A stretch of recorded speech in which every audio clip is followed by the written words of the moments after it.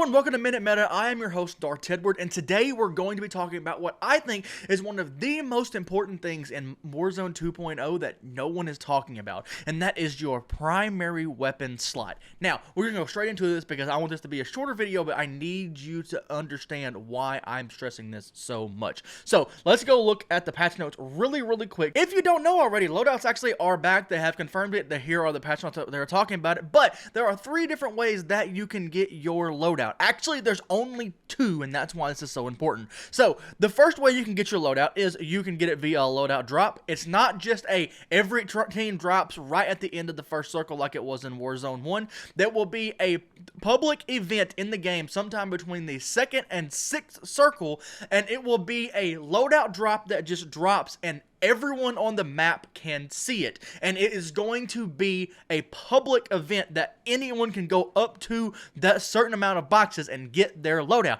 So 1, you're going to be dealing with loadout campers, so it's going to be harder to get. 2, everyone on the map knows where it is, so everyone's going to be, again, watching that spot for more loadout campers, people trying to get their loadout. So this is going to be a lot harder to get than it was in Warzone 1. The second way you can get your loadout is by a stronghold. At the end of the 2nd circle, 3 strongholds become available, only 3, that can be taken over either by defusing the bomb, kind of like in Search and Destroy, or killing all of the AI, and this allows you to get your loadout. But again, there's only 3 of them, so this is going to be a hard way to get your loadout. Now, the third way you can get your loadout, it's not actually your full loadout. What you can do is you can go to the buy station and buy your custom primary weapon. This is why I'm stressing this so much. So what happens when you pull up the buy station and you go over to weapons, it gives you 10 options of weapons that you can buy, and it only is your custom weapons that are inside of the primary slot. That's why I am trying to emphasize this so much and wanting everyone to understand going into this game. For every single loadout that you build, you need to also build a reverse of it. So like right here, I have the Cast-Off 7.62 and the Lockman sub right here, and then on this one, I have it the opposite. I have the Lockman sub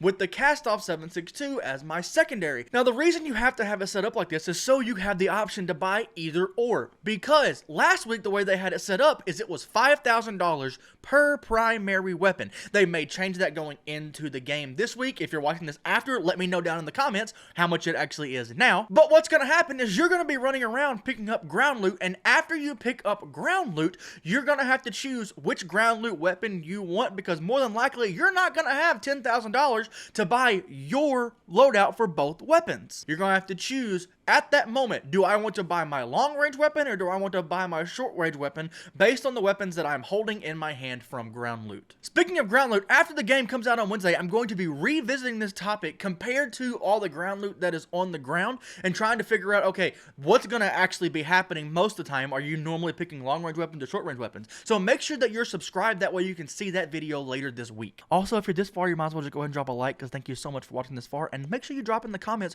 what is your favorite gun going into Warzone 2. So this is why I'm emphasizing, make sure that you have your loadout set up the correct way. Honestly, the best thing that you can do is have 5 different loadouts and have them copied across each other, because we have the ability to have 10 loadouts again. I think they're going to be different than multiplayer. I'm hoping they're going to be different than multiplayer. Please actually do something right, Infinity Ward. But make sure you just have the different loadouts and have the ability to choose your different primary based off of what you need. Thank you so much for watching. Again, make sure you're subscribed, because we're going to be having a lot of content coming out around different guns and strategies for this game to help you be better at the game. Thank y'all so much for watching. Y'all slay out and aim for greatness.